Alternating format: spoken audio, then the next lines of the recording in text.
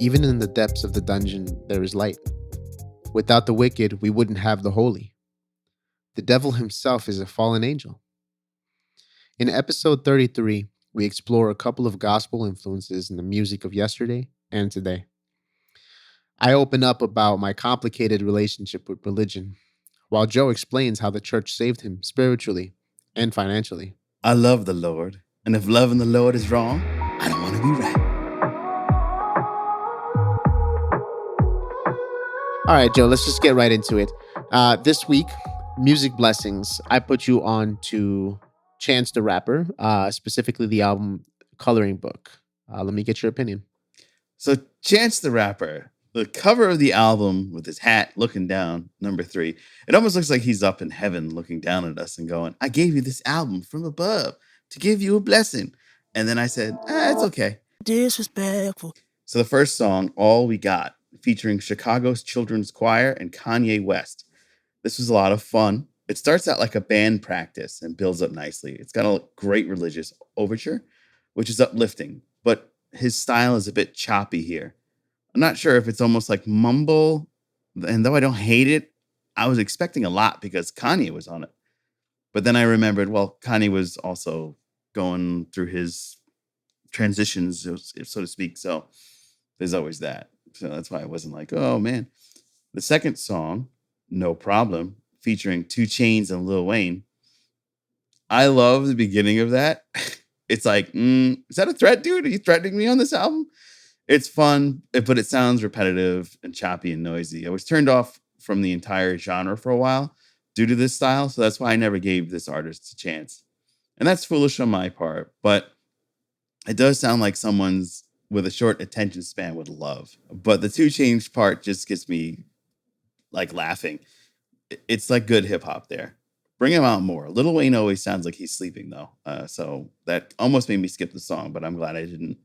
The next song, Summer Friends, definitely a highlight of the album. And that just reminds you of like the good old days when you're a kid in the neighborhood. Your family's one thing. They're always going to be there for you. You love it. Everything's great. But your gang, a group of friends that are always with you, this probably has a little different meaning where he's coming from. But for me, it just feels like, yeah, I remember growing up with my buddies, Landon, Shaquilla, Maida, Q, my uncle even. We were all just growing up in the neighborhood, living life. So this kind of like tugged on a chord for me. Number 4, Dram was like a break song, so there's really nothing to say. Number 5, Blessings, featuring Jamila Woods. Now, this was a bop, as you would say, Julian. It's a great jazz piece with beautiful lyrics. Jesus, Black Life Matter. I'm going to praise him till I'm gone. When the praises go up, the blessings come down. That riff. I worked with about 4 or 5 churches over the pandemic, and I love that phrase. I've praised him for life often, and the blessings have come down. So that's my small testimony here. Shelley and Dram are symbiotic on this. And this is a real good mix of what I really dig when that's that like acid jazz, that rap and gospel and jazz all mixed up together. It's a true album highlight. This is the one, if you were running to me on the street and you said, what do you think of Chance the Rapper? I say, blessings. That's it. But number 6, in the same vein, Same Drugs. Love the piano on this one. That solo, and the backup of that beautiful soulful voice just peering through the air until a small group of 3 combine to a moment of synth and drums stand out. The lyrics are just sweet and seem to hold a deeper meaning. This is the song I listen to the most, even more than Blessings, believe it or not. It's layered. I feel like I missed some things the first time, so I spun it again. I heard most of the song in the mix the second time around, especially the end electronic violin and guitar. That was very cool. Mixtape featuring Lil Yachty and Young Thug. Lil Yachty, why? Skip. That's just my personal preference, though. Song number 8, Angels, featuring Saba. More noise, but the beat was fire. It was really dope. I didn't skim through this one, and I'm glad I didn't. It had more than what I expected from the intro, and if they had a little lyric that made me go, wow, okay. Here it is. If they rest in peace, they bunny hop in heaven's gate. I was like, whoa, what does that even mean? So that kind of left me like pondering. So that was a really nice giveaway there. And the steel drums are a real nice touch right in the middle of this track. Nothing like steel drums to remind me of a nice warmer place. And then number 9, Juke Jam, featuring, Justin Biaba and Tokyo. So Justin Biaba, was there another song that I could have lived without? Total Ma. And the end is a sad sex song. So that's kind of weird for me. Freaking weirdo. Number 10. This is a long album too. All Night featuring Knox Fortune. Thank God for this song. I loved the intro. Come on, big fella. You wobbly big fella. Sit down and drink, big fella. I just love that. It just made me feel like I was down on the south side of town where I grew up, where people are very vocal and very loving. And it's just a really nice way to make up for the previous track with Justin Biaba. Is you is, or is you is got gas money? And that just reminds me of like this time I went up on a trip upstate New York, and I had some dudes in my car from a wrestling group that I used to work for, videography wise. And we were all like, yeah, they're going to give you some money for your gas. And then when we were sitting in the car, dudes didn't have no gas money. All right. Track 11, How Great, featuring Jay Electronica and Nicole Steen. I love the original song. It's been sung in about 3 or 5 churches I've worked with. It's a beautiful cover. I liked it a lot. It helped the album stay higher than a 6, actually. The choir is a nice touch. I really like how he's like sprinkled it throughout the album. And I love that synth of a hymn and hip hop. That was really cool. And I really appreciated it. Again, this was almost going to be like one of my lower rated albums, but then these couple of songs just brought it up. The rap track on this is what I loved about hip hop when I grew up. And that last verse, oof, excellent song. So this is another good feature for those of you that are going to listen to our mix and playlist either on YouTube or Spotify. I got 3 tracks left.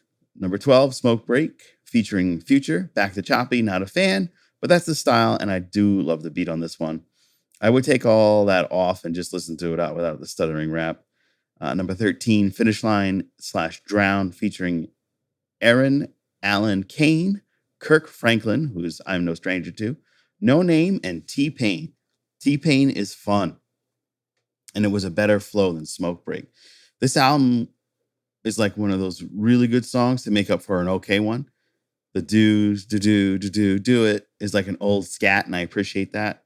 I wish my grandma would have been around to hear this one. She would have probably liked this song a lot. When you rap in sentences rather than every other word to make I'm doing this on purpose, song, it's much better.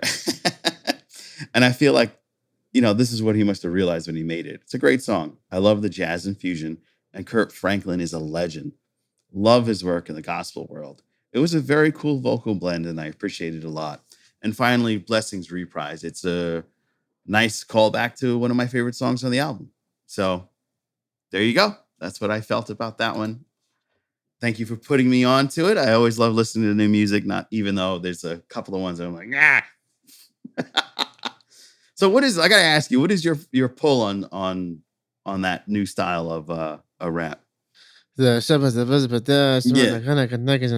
It's like the similar opinion that I have to autotune. I think old heads need to get over the fact that culture and music and the way things are done changes.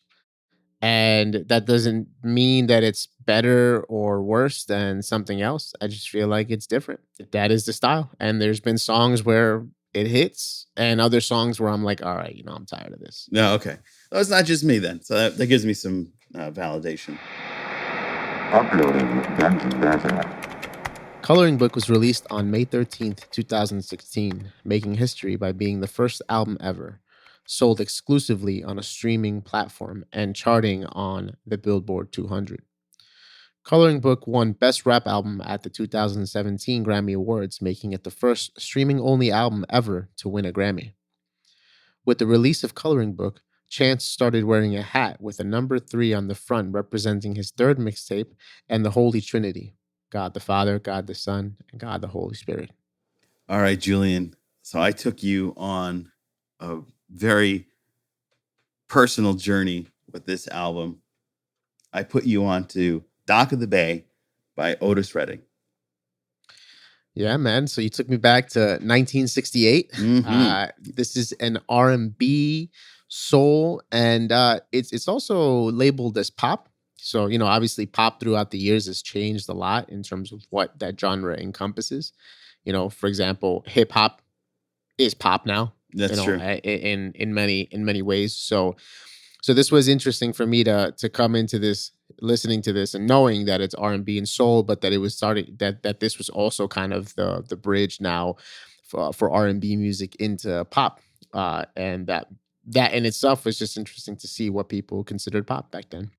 Number one, Sitting on the Dock of the Bay. This is the first song on the album, and it's also the self-titled. This is one of my favorite songs on this album. This song has an upbeat, poppy feel to it, but the lyrics are the opposite. It depicts a homesick Otis sitting by the ocean. He gives us hints that California is where you make it big, but it's not what he wants. And furthermore, he has the same problems he had back in Georgia. Overall, somber lyrics over a poppy, upbeat type of beat, but it's definitely catchy. This one definitely sticks in your brain. Number two would be I Love You More Than Words Can Say. The melody for when he says "I love you more than words can say" is stuck in my head. It's really beautiful, and Otis has this very passionate expression to his voice. Number three would be "Let Me Come On Home." I don't have much to say about this tune. The music is nice. The chord progressions and the guitar and trumpet riffs move you through the entire song, while Otis basically riffs throughout the whole song. It's nice, but it's nothing groundbreaking.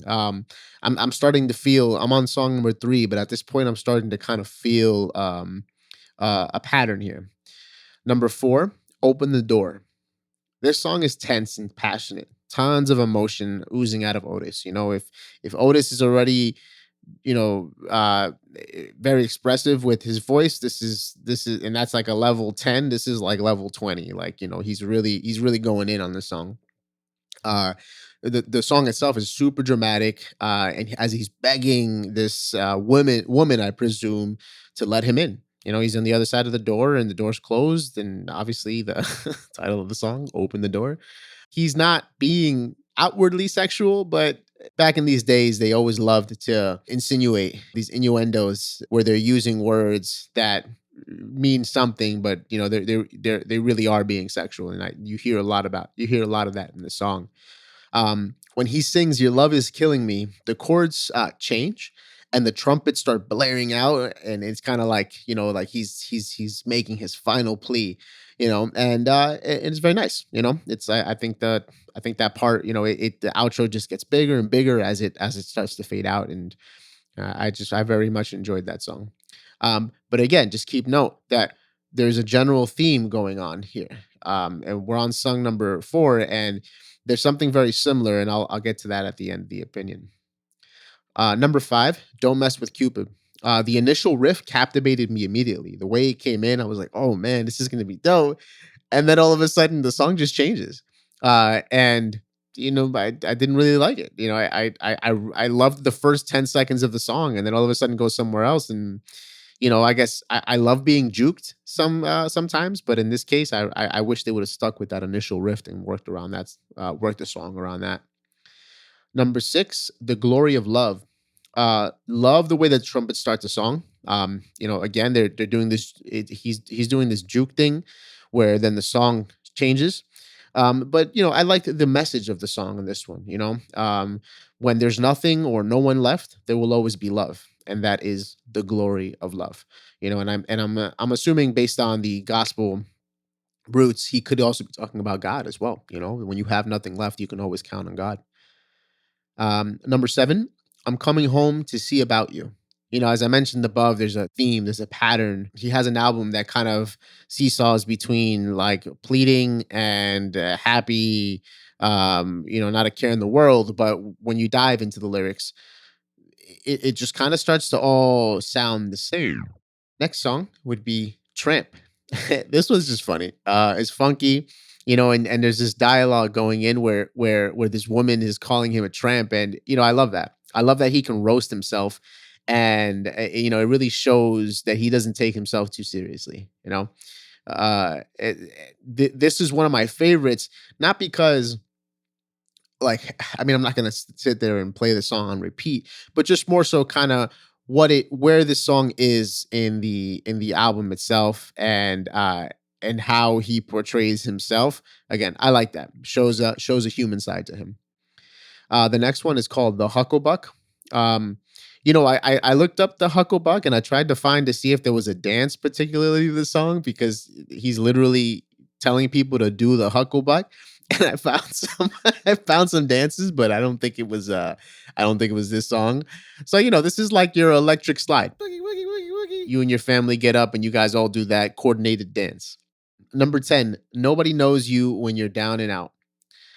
This just really kind of like hits the nail on the head. It's just sad. I get the feeling that Ovis was achieving major success, but he was struggling with that fame. Um, you know, uh, in particularly instrumentally, the drums and Otis, they do a lot of syncopation in this song. And that obviously being on purpose to emphasize the sadness he's portraying in song number 10. Number 11, the last song of the album is "Old Man Trouble." This song sounds like an end of the album type of song. At first, like if you mute the lyrics, it sounds triumphant. It sounds like, okay, we're at the end, we made it. But he's talking about he's personifying his problems as old man trouble. And he's essentially saying, like, I'm already doubtful of myself. Don't make me more doubtful. And if you research a little bit more into the album, he really wanted to do something different, right? He really wanted to start to do what maybe the Beatles were doing during this time, and kind of bridge R&B into, have this be the album that bridged R&B into the pop world. And it really did. It really did do that. It didn't sound it definitely sounded less R&B and more soul pop. And so he was successful in that sense. But overall, I would say I would give this a rating between 6 and 7. Because even though what he was talking about was clear, uh, I got the sense a lot of the times, that he wasn't really saying much other than "I'm doubtful and I'm sad," and repeating that over and over again. Kind of like somebody when they're just upset with themselves and they're frustrated and they just keep beating themselves up. Uploading Dungeon Data. The Dock of the Bay was released in 1968, a month after Otis died in a tragic plane crash. The composition of this album was heavily influenced by the Beatles, Sgt. Pepper's Lonely Heart Club Band, and Bob Dylan. Otis was ready to expand beyond R&B. The Dock of the Bay was the first posthumous song to reach Billboard Hot 100 and R&B charts. He also won a Grammy and the Grammy's Lifetime Achievement Award. The Dock of the Bay album was the first posthumous number 1 in the UK album chart.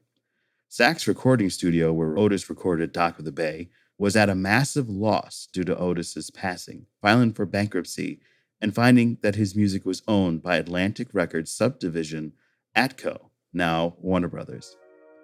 On June 17, 2021, he was inducted into the Black American Music Association's Walk of Fame.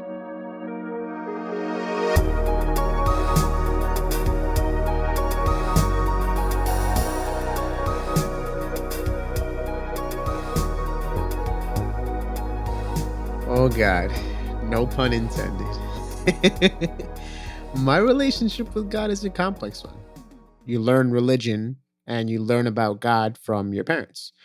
And so growing up with a single mother who had, her own relationship with God, and then trying to teach your son that relationship, or that spirituality, let's call it, you know coming from a place of hurt as well, and my mom went through abandonment, and her relationship with God became my relationship with God. And it always became this fearful in interaction for me, where if you're not doing this, you're a bad kid. If you're thinking these things, you're not a good kid. Those notions really had some repercussions in my development growing up, in terms of people pleasing and guilting myself, and really like being really hard on myself. If I didn't live up to a certain standard, if I didn't act a certain way, and after a certain age, once I hit my teenage years, I was a troublemaker. So I think one of the reasons why I put you on to Chance the Rapper this week was partly because of his story. How he started to get some fame, he started to work with some big rappers. He moved to California, and he really got caught up in that Hollywood life. Those, the cocaine, what's the other one? What's the lean? Got the lean in my cup.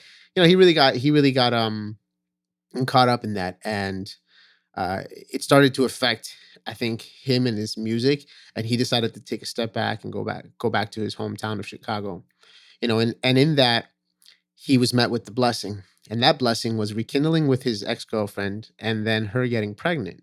It allowed him to not be so selfish and start to understand that there was somebody else now, that he had a family now that he had to take care of.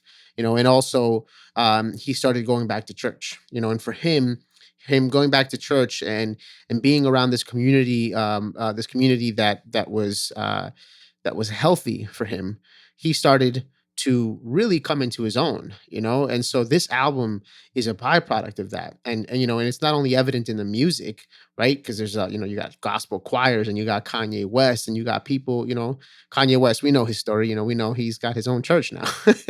you know um but that really was the start of Chance the Rapper, and what really established him as a name. He was already getting big, but that's what took him over the top, and a lot of people appreciated that. And also the fact that he decided to do it independently as well, which was one of the biggest things. And I think that was a statement in itself. Like, we don't need to depend on these labels that are sucking our souls, and we can do it ourselves independently. And I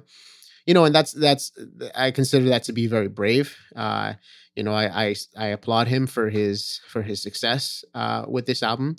But most of all, I think that in his case he found God. And I would say that for me, I kind of let control. I let go of control a little bit. Let me try to explain myself better.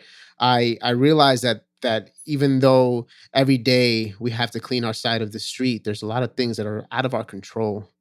And whatever my mom went through, whatever my mom's family went through, whatever I have gone through, or whatever environment or situation I was born in, these things were out of my control. And as long as I kept my side of the street clean, which I wasn't, because I was also abusing drugs, I was also wrapped up in just a web of lies and resentments, that the more I started to take accountability, and the more I started to just take care of becoming the best version of myself, I think I grew more faithful. I grew more spiritual, let's say, closer to my higher power. Some people think that's Jesus, and some people think that's Buddha, like whatever it is, as long as it allows you to step outside yourself for a moment and realize that it's not all about you.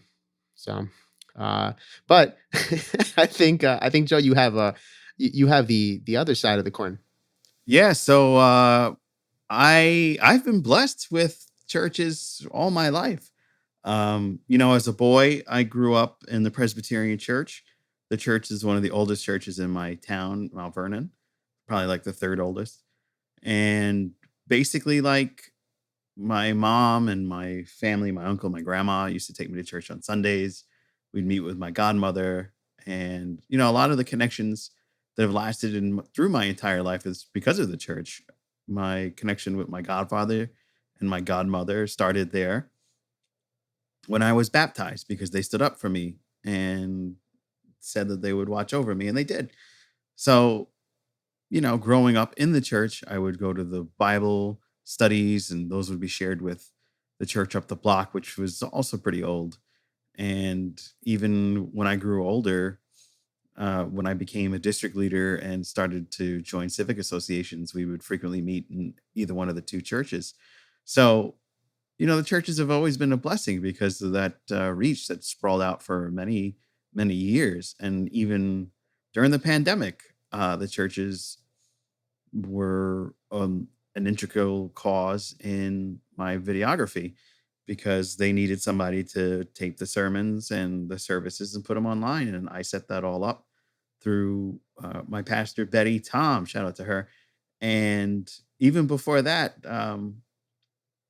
the the skills that I learned from teaching myself and working with other videographers really paid off because here we are in 2020 where because I got better and better at the skill, other churches reach out to me. I ended up doing Trinity St. Paul. Shout out to Michael and Father Robert and the Trinity team there.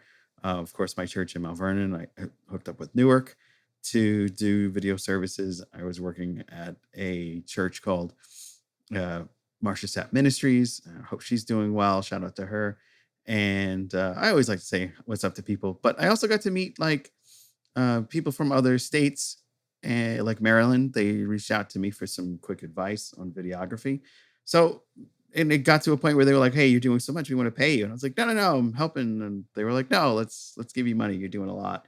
And I'm super grateful because it's really helped elevate my life. And then there's this album, and it has um, he basically Otis Redding was one of my mother's favorite artists, and I found out why later on because this album itself and his religious startings are the reason why, and maybe quite honestly is the reason why I'm on this planet. My mother was faced with a traumatic life experience with her father's passing and discovering the body of her neighbor who drowned in the pool next door. So, to cope with the massive loss, like Otis, she picked up and left New York to pursue education in Rhode Island to cope with these traumas. So, you know, I left my home in Georgia. She left her home in New York, headed for the Frisco Bay. She headed for the Nantucket Bay. Joe Dove, the Genesis. Joe Dove, the genesis of Dove. So, because I've got nothing to live for and nothing's going to come my way. So she took a chance and skamooshed and went over there.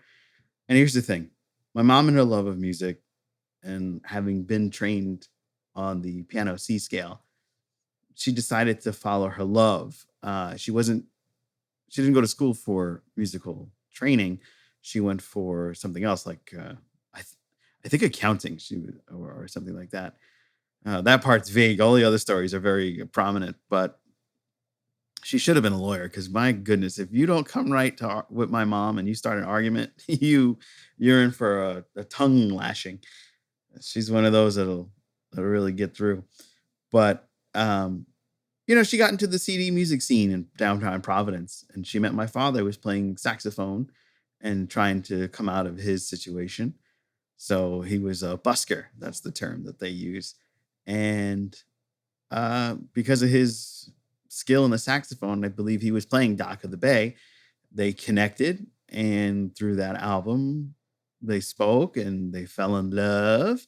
And that's how we get to me being here on this podcast. There's many layers. And this is the genesis of me. So thank you, Otis. Appreciate that. If you want to connect with us based off our experiences and share your religious experiences, then you should follow all of our lovely socials. You should find us on Twitter, Instagram, and the wondrous dancing app, TikTok. So reach out to me, reach out to us, and let's have a great conversation about religion and your experiences based off the experiences of this episode.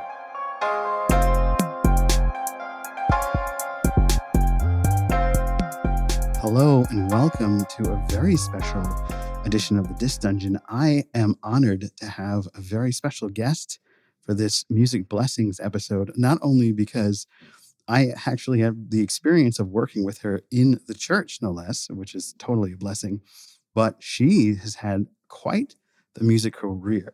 You've probably heard her voice before you know her name. Her name is Angela Workman, but she has worked with, and did you get it? She has worked with Ray Charles, Eminem, Patti LaBelle, Prince, Eminem, B.B. King, Kelly Clarkson, and a variant list of others. I am super excited to present to the Disc Dungeon Miss Angela Workman. Thank you. Thank you so much for being down in the dark depths. I am so honored to be here. Oh, wow. That means a lot. I appreciate it. So Angela, I have met through the church that we both work for in Newark, New Jersey. And I was blown away by her voice when the minute she came in and I was adjusting the sound, I was like, oh, who's that? She's good.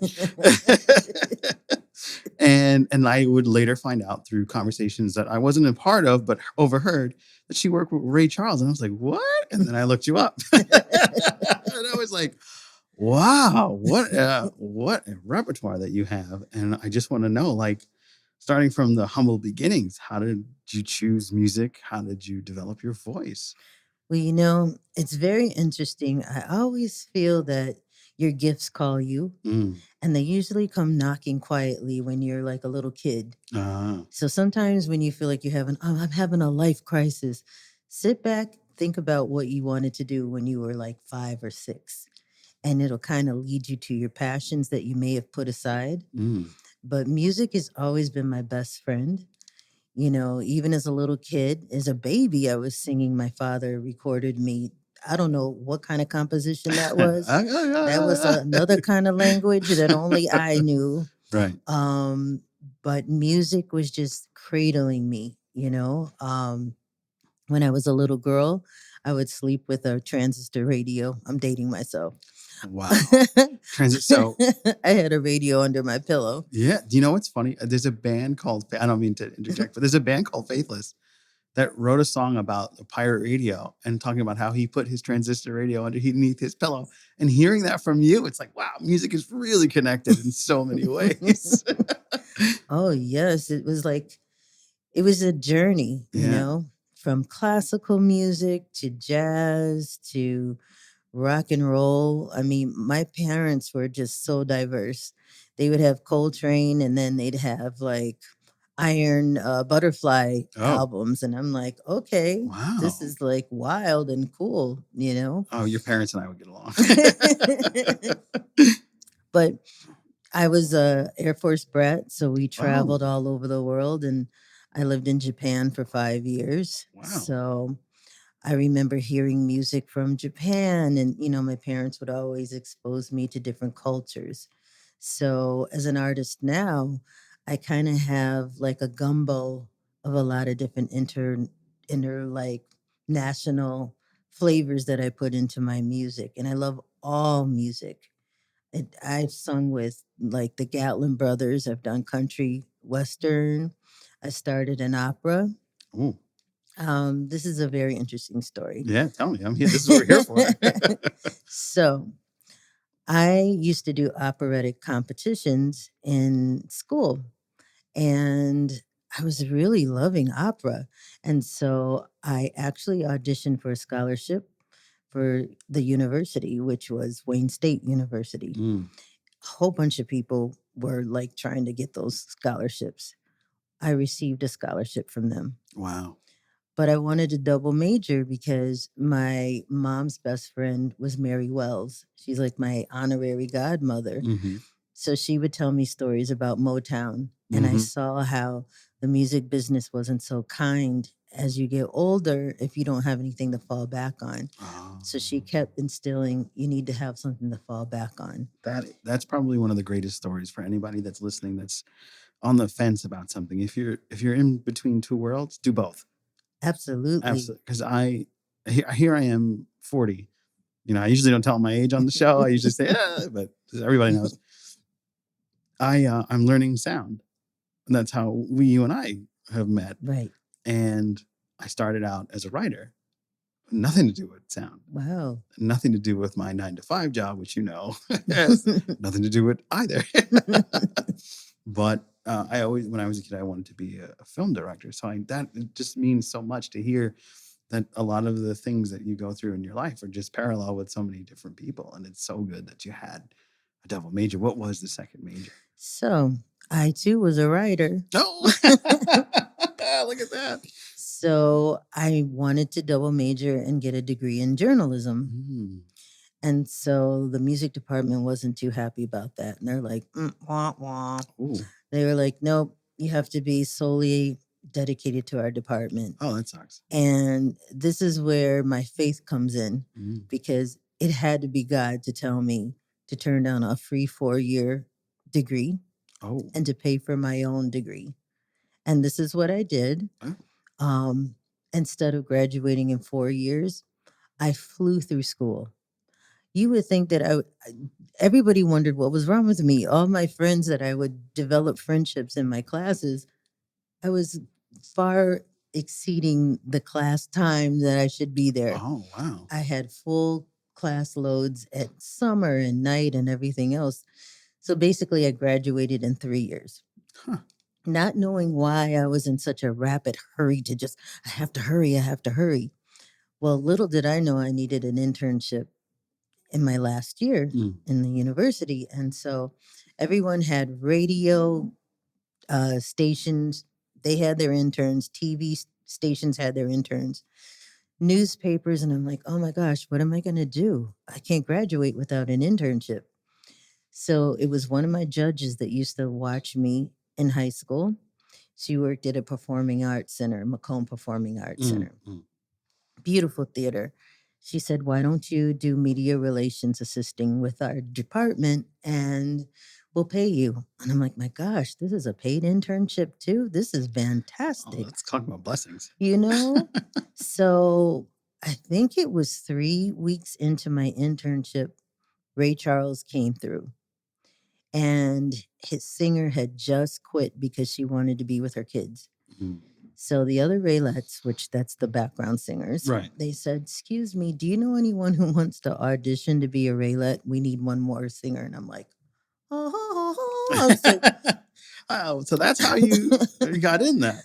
I was like, this is me. Oh my gosh. So it wasn't even like, wow. So you just stumbled your way into.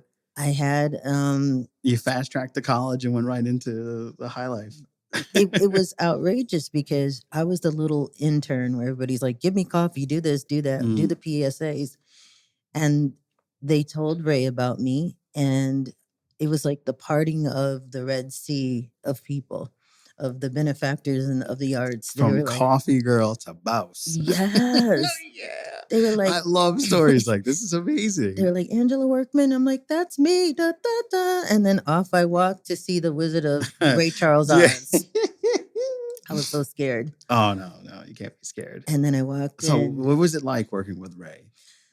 So when you're working with someone that people think that they have a deficit, they actually have a multitude of extra gifts that God gives them. Oh. So he was very clairvoyant. It was almost as if he could read what you were thinking at times. I remember walking on the carpet, trying to be quiet and walking past him. No perfume, nothing to give him an indication that it was me. And I walked real quiet and he turned and said, good morning, Angie. How you doing? I'm like, oh my gosh. Wow. So does he think that was the heightened sense? Because he didn't have a sight. Do you think there was the heightened senses? Or him and Stevie. Oh. Like I've been told that Stevie can hear someone on their telephone conversation and can hear both people talking. Oh. Their ears are beyond.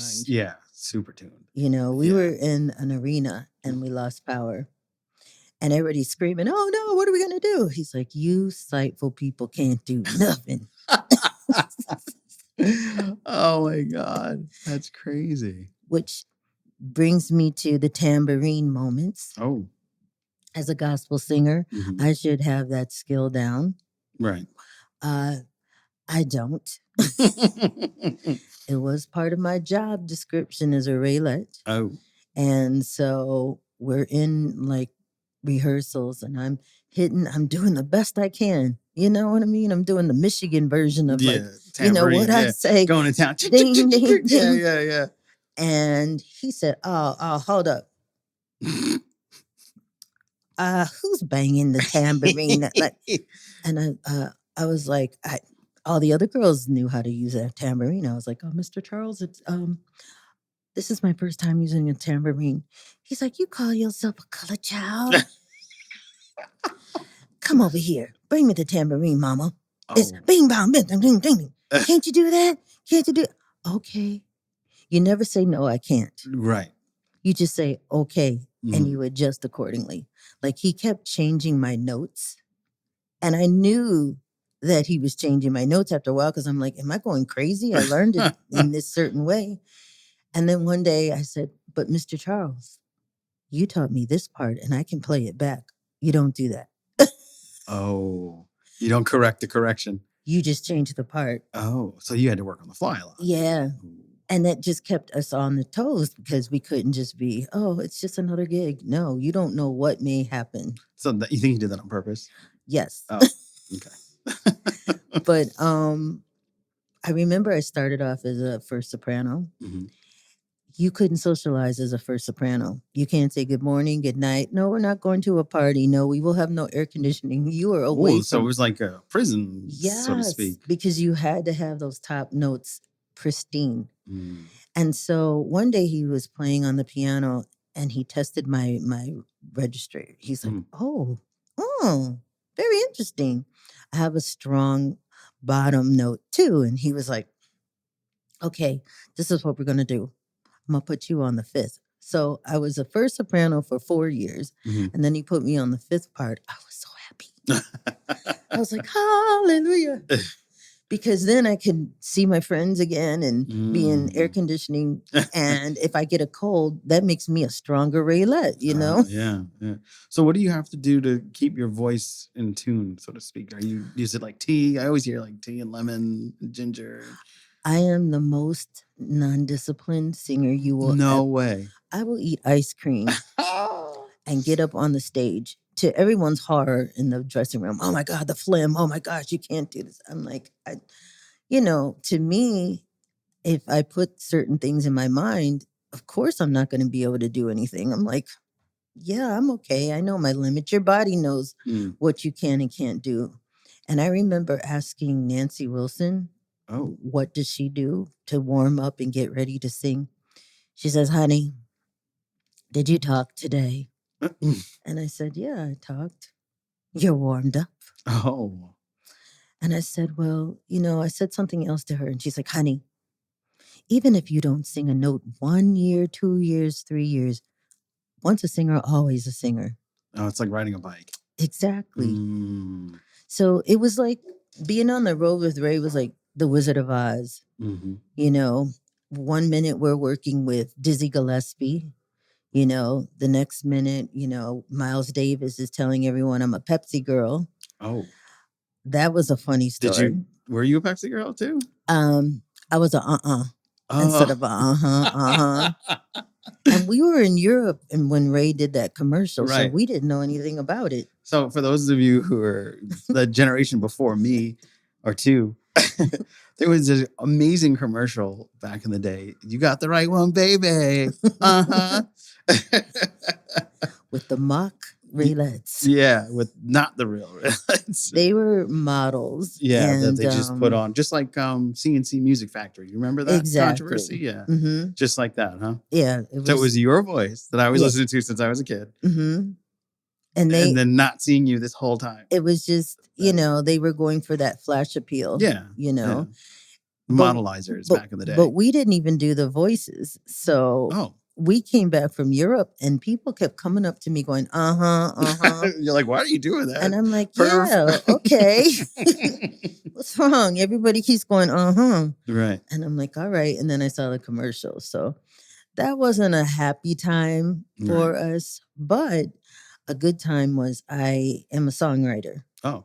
And I recorded a bunch of songs with some of my songwriting partners in Detroit.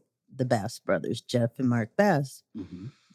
And I did all the lyrics and the voicing, and I said, I'm gonna take it to Ray and see if I really have a chance to be a writer. Because if he says no, then listen to the source. Right. So I gave him my demo. Months went by. I said, okay, there's your answer.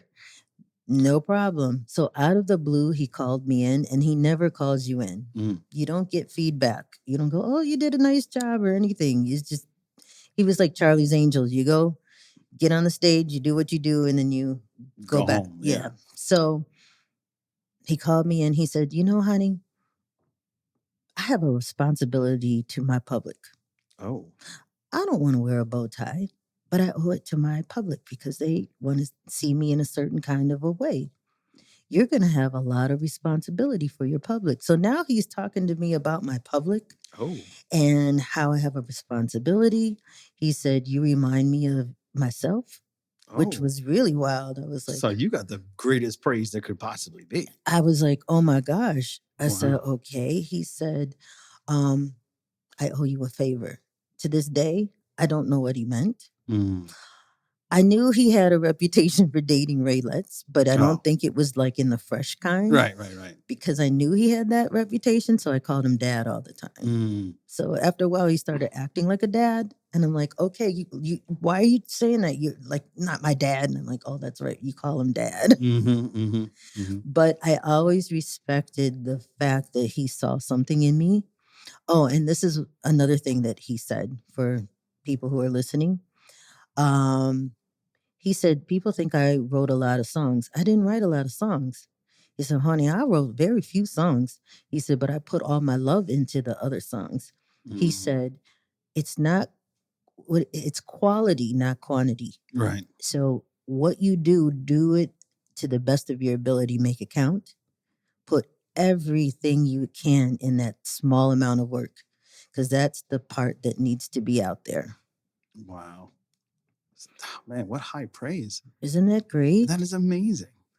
So my writing partners in Detroit, while I'm in Europe and bopping around Japan, I come back to Detroit. They're like, listen, so what are you doing? I know you're tired. Yeah, a little bit. There's this kid. He wants to be a rapper. This is how you meet Eminem. He's a pizza delivery boy. We don't know if he's going to really make it, but he's got a lot of heart. Will you sing the hooks? Sure. Wow. So I come down to sing the hooks, and Eminem is just freaking out. Oh my God, you sing with Ray Charles. Oh no, I can't believe you're singing on my album. I can't believe it. And it's so Infinite. Folks, before we continue, I just want you to know these are the same things that I was thinking when we were working at the church together. I just kept it real. I play it cool, but inside I'm like, oh my God. I'm sorry. Go ahead. But apparently, I didn't know that it was this whole cloud of mystery of who is the singer on the Infinite album. And it was like on an underground cult thing. And then finally they're like, it's Angie Workman. So now everybody knows it's me. There was one song that I didn't listen to because I was too busy touring until he became famous. You're like kind of on the bus going home, and all of a sudden that pops up on the radio. Hey, that's me. And I'm like, you have your hair in a bun. You're second to none. You stun, hun. I'm like, nobody else was in there but the hair in a bun but me. So I'm listening to this, and I knew I had to say, I love you. And he's like, repeat after me. Say, I love you. I love you, baby. So I guess I'm the only one that did like a love song. Look at that. Eminem. Yeah, no violence, finally. So another thing that I forgot to mention, that don't hold this against me. I think education is very important. I did cut a couple of classes. They were gymnasium classes. Okay? You and me both. I cut some of them classes to go to United Sound. And United Sound was like the funky Motown of Detroit. It was right off my campus.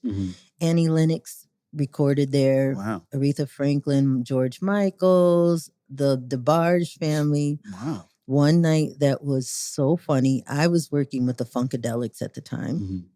George Clinton. George Clinton, yeah. And that was worth cutting a class. I would. I've been there twice over. Hey, what you need? You want coffee? Exactly. Go backwards. And everybody had these magical names. I felt like Dorothy. I should have changed my name from Angie to Dorothy because I was in Oz. Right. And one particular night, there were two big studios. And the Winans, as you know, are the gospel family. The Winans were in Studio A. And the Funkadelics were in the back studio in Studio B. Oh. And every time they'd open the door, the incense were wharfing out. And it wasn't like frankincense. No, definitely not. So no. That was a special herb. It was a very special thing. And, the two groups met in the middle of the hallway. And me just watching the groups, it was so funny to me, Wow. The people that you've worked with, the things that you've been around, it's got to be like, every time it's got to be like, am I in the right place? That has been my whole life before Netflix happened. Until you hear your voice, when I first saw you, I thought you were a church member, and then you walked up and said, "Hey, I'm Angie," because I was waiting for Angie. I was like, "Oh, okay." Not putting two and two together. And then I had my Eminem moment. Oh my God. But it's great how everything kind of just comes together at the right moment. It does. I mean, people have to understand that there's so many miracles for them that God never runs out of miracles. Ever. No. We run out of our own miracles in our own minds because we lack the courage sometimes to step beyond our comfort zones. And my teacher in high school always had these signs on the wall. And the one I must have sat next to and daydreamed was expand your comfort zones. So even if it's something that you feel like, I don't know if I can do that. The only way you can't do it is if you try and you can't do it, okay, well then it doesn't feel right. But a lot of times your heart is the compass that tells you to try, step out, something new is just going to give you a more vast experience of life. Right. So I'm assuming you don't get starstruck anymore after all the. I'm starstruck. Still, I can't believe it. Prince. What was working with? I definitely gotta add. So BB King and Prince, but Prince first. Okay. Because listening to this podcast, there's a dear friend of mine who, I've known since I was, I moved here. I was 6 years old. He was a former city councilman in the town that I grew up in. And he's the biggest Prince fan. And I told him that I was going to be doing this interview. So Julian cut this part out just to build up. But his name is Marcus. And I told him, I'm going to be interviewing you. And he goes, what? And he knew you from the Prince album. I didn't even tell him about Ray Charles. And then he looked you up and said, oh, no way, are you serious? And he wanted to come down, but he's in Barbados right now. Oh, I would have went down there. Turned this whole interview down to the Barbados. But hold on. All right, you can put this in. So what was it like working with Prince? So first of all, I was a groupie.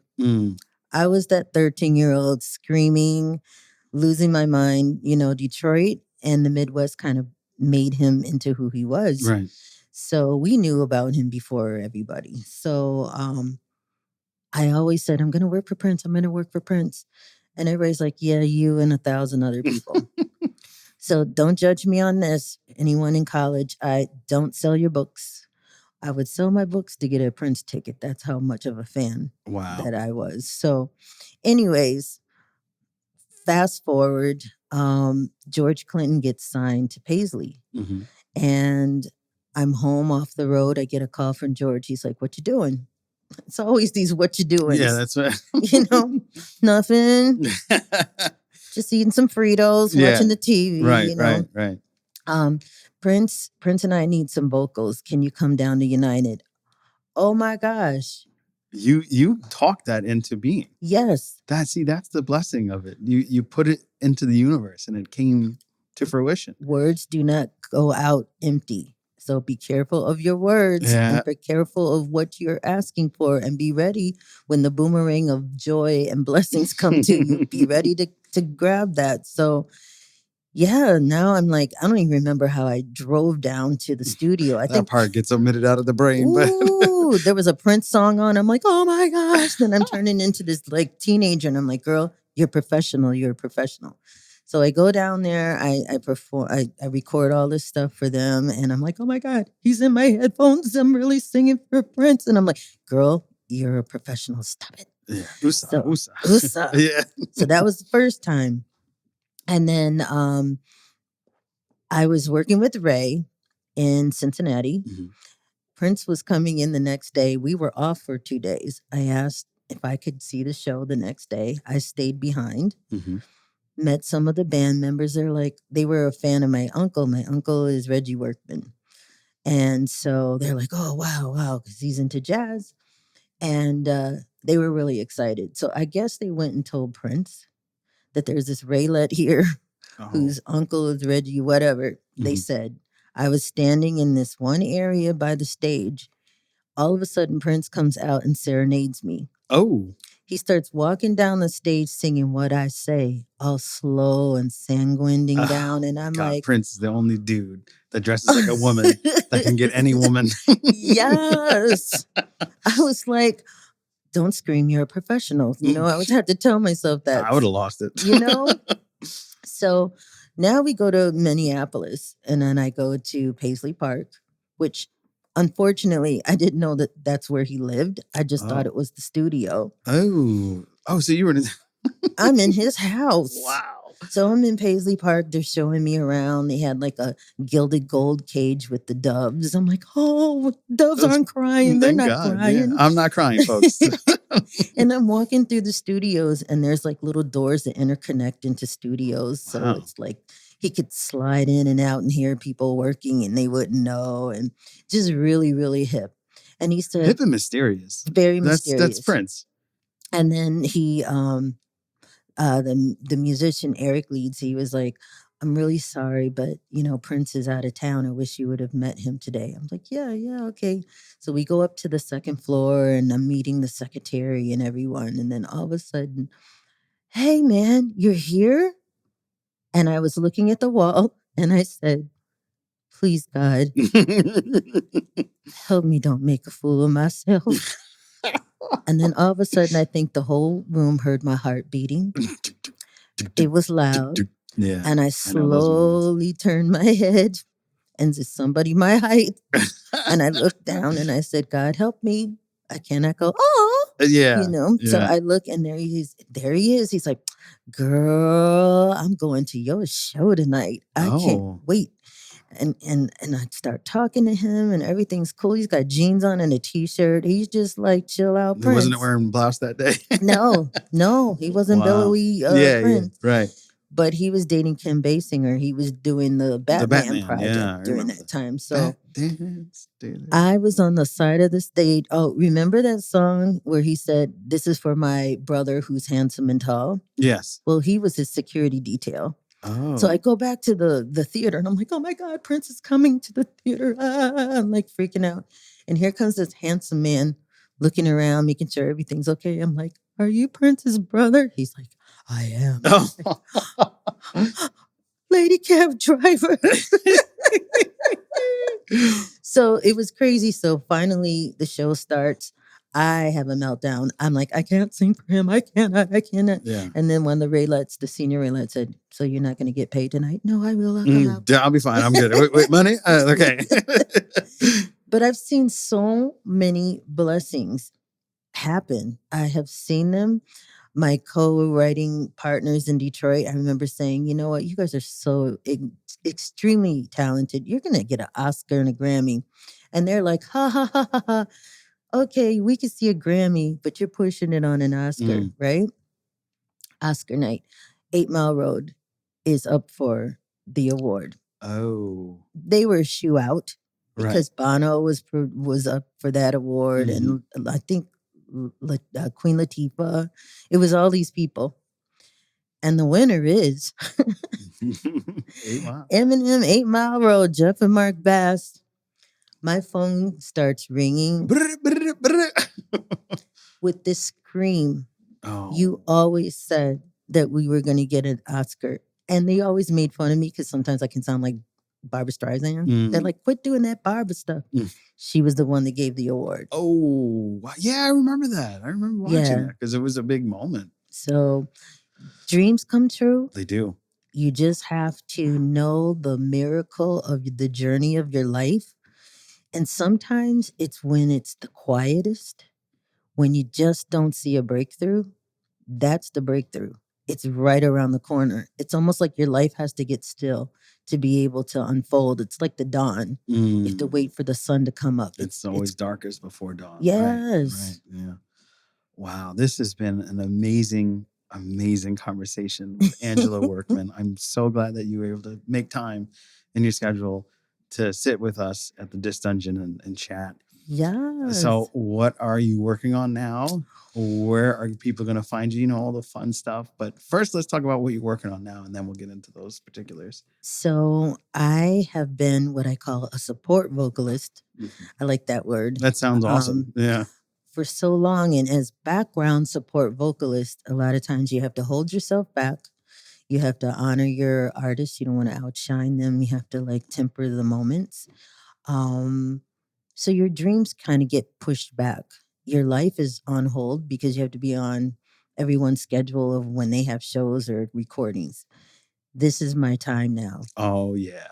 This is what I was hoping to hear. This is my time. I was always a big fan of Spyro Gyra and became very good friends with Tom Schumann, the keyboardist, who's extraordinary. So he produced my first CD, and I wrote all the lyrics, did all the vocal arranging. And then right before the pandemic, I released Angela Workman's Sensual. And it was very interesting because I was pushing production. Before we knew what COVID was, I was like, we got to get this done. We have to get this done. You knew. I feel like you have this gift of foresight that is impeccable. It's there. It really is. It really is. And I was like, I have to get this done. I have to get this done. Well, this project, I wanted it to be zen, very relaxing, because I feel like the world, their nervous systems are just going wacky with a lot of projects that are out there. And I always wanted to be like the next Anita Baker mixed with Sade, you know? Yeah. And little global inflections in there and stuff like that. In Michigan, where I'm from, in Detroit, we have a large Middle Eastern population. So our music is all kind of in food. Everything is mixed in with a lot of Middle Eastern kind of flavors. So I have that in my music because I lived in Japan. I have some of that in there, the Kyoto drums. And so is your other album, working title, Melting Pot? Absolutely. Right. Oh, this sounds amazing. Yes. And then I'm a photographer now. Oh. Like all of a sudden during the pandemic, I'm running around with my iPhone like it's a Nikon. Like I'm getting the most incredible shots. So the trick about New York City, and this is because I have an architecture Instagram, and I either carry my Sony or my iPhone because they have the wide angle lens on the higher end phones. And if you know how to time the light of the sun right, you can get some amazing, even on your phone, you can get some amazing stuff. So now you're doing photography, you're a singer, you're a writer. Okay, what is next? So what's next for me, because I have so many stories from Frank Sinatra to Liza Minnelli to you name it. So many uncanny stories. I'm kind of like a Forrest Gump. You know how he would walk into things? Sounds like there's a book coming? Book and one woman show. I'm gonna do that all. Yeah. Oh, I can't wait. It's gonna be called I Got Stories. You do. That is the perfect title. Amazing. That's the perfect title. And just before we go, I gotta ask. So as a African American man growing up listening to blues, my house, B.B. King was king. I know you worked with him. Can you give us a quick story about your work with B.B. King? So B.B. King, I was like a little baby on the road. You know, everybody was older than I was. I'm just coming out of college. This is my first job out of school. I literally had curfews in my mother's home and then went on world tours. So, you know, it was really extreme. So we did the Toyohashi Jazz Festival in Japan, and it was like a large soul festival or R&B festival. what was it? Black Heritage Festival. Sorry. Oh, Black History Month. That's perfect timing. Yes. Yeah. And so it was just a sea of people. It was like the Japanese Woodstock, really. It was absolutely amazing. What I love about Japan is they have such adoration for jazz music that like a lot of the big jazz musicians today, because I work with a jazz company in Mount Vernon, PA's Jazz. Hopefully, John, you're listening. Happy birthday. Happy birthday. And God bless him, 79 years old today. You go, boy. Yeah, he's been doing that jazz for a long time. But he introduced me to Helen Song, the jazz pianist. And I was not expecting, that type of soul in the song from the other. And that's when I found out that the Japanese people love jazz music. They love it. I mean, and now here you are telling me again, yeah, you Japanese people love it. And, we're in this festival. I meet BB King. He's like, how you doing? I'm like, I'm good. He's like, you up to singing with me tonight? Oh, wow. And I'm like, in front of all these people? And I'm like, okay. He's like, yeah, okay, I'm going to call you out because we're doing When the Saints Go Marching In, to be right by the other side of the stage. Okay. Wow. Bah. And off I went. And I'm singing with all my heart and soul, Right. I think the masters saw something in me. I call them the master craftsmen. Right. I've worked with Benny King, Mr. Stand By Me. Right. And they entrust me with their stories. Yeah. I think Art Blakey, one evening, we were in the North Sea Jazz Festival, which is like a serious jazz festival. Everybody's there. Like I was talking to Carlos Santana and he's like, wow, far out. I'm like, wow, yeah, far out. And he's looking at this board with all the flights of everybody and all the artists that are going to be on there. He's like, wow, look at so-and-so's going to fly over this way and this way. Isn't that far out? And I look at Carlos Santana, far out. So Art Blakey was there and I was sitting with him. And people were taking court because he's the king of jazz. And they would come in and they would say something. And when they'd walk away, you see that cat? You watch that cat. You're going to see people like that because blah, blah, blah, blah, blah. I had a music education that evening on how a smile may not necessarily be a smile. Yeah. You have to know all of the angles. Don't just take the one angle of a smile. Know the other edges. That's like the Temptation song, Smiling Faces. See? Yeah. Yeah. But, this is what it's all about. It's opening yourself up to the miracles and majesty of life because we are here. This is a vacation to me. Heaven is home. You have your slippers. It's like you go to Mazatlan. You're not going to be in Mazatlan forever. But when you get home, you're going to have all the comforts and your family's there. Everything's cool. So I've always looked at life like that.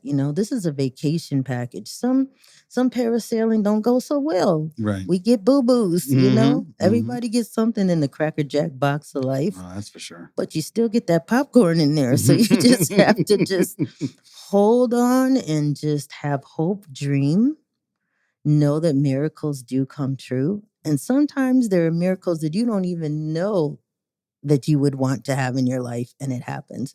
You just have to be an open vessel with your hands open. You can't receive with the fist. Right. You gotta let that anger go, open the hand, and see what lands into your hands. Because my hands have been open my whole life. And you've been blessed working with all of these people that I admired and adored. And now look, we're doing the interview together. So I'm like going, let me tell you, my mother is so excited for this episode. Oh, hi, Mom. I was telling her about it. She's like, you no freaking way. That's my mom's catchphrase. She's at home waiting. Is it out? She called me this morning. Is it out yet? It's like, I didn't even talk to her. So a big shout out to you. Thank you so much, Angela, for joining us down in the dark depths, the Dungeon. That's our catchphrase. Please tell us where people can find you. And I'm going to link everything to the YouTube version of this podcast, and you will find the links in the description. But please tell us people where. So you can find Angela Workman sensual, which is my own word that I guess some other people have been using too. I'm sure they will. But so you can hear me on Apple Music, Amazon. I'm everywhere. Google me, Angela Workman Music. I'm just here to change the world one note at a time. And obviously through inspirational stories as well. So thank you so much. This has been an absolute pleasure. And we're going to have you back on a later date. I would love that. Because I'm sure Julian's going to have a ton of questions for you too. You got to meet him. So thank you. This has been great. And we are going to break here and then continue the rest of the episode.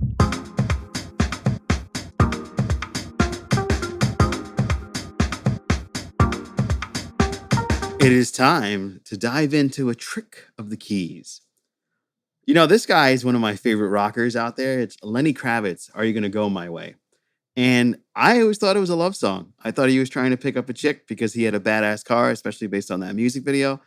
Thinking, all right, this guy's the man. He's rocking on the guitar. You got that whole quadrodome that he's running through. But to my surprise, it's not at all about picking up chicks, taking them his way. It's about Jesus. Kravitz thought he came up with a cool song, but didn't expect it to become a big hit. He told Rolling Stone in 2018, part of the rollingstone.com, where we discovered this. He said, I thought the subject matter was really interesting because it's coming from the mouth of Jesus Christ, as I thought. So basically, are you going to go my way, meaning my way of love, which kind of connects back to my mom and dad. Look at that. It's the ultimate rocker's ultimate pickup song. No, not Lenny Kravitz, but Jesus. His adoration to this day and his following for one of the largest in the world has ever known just keeps people coming. Listen to this song as a kid. I just assumed, like I said, it was a love song. That's interesting. Yeah, I wouldn't have. I mean, if the chorus is saying, "Are you gonna go my way?" I wouldn't. Not at all. I wouldn't have thought this is religious or this has something to do with God. No, especially the lyric like, "We've got to hug and rub a dub. We've got to dance and be in love." Okay. I don't remember until Jesus dance. I thought for sure he was like, "Yeah, let's dance and be in love." Rub a dub. That's kind of like, okay, that sounds sexual to me. So this one threw me. This is a good one. This was definitely you would have never guessed.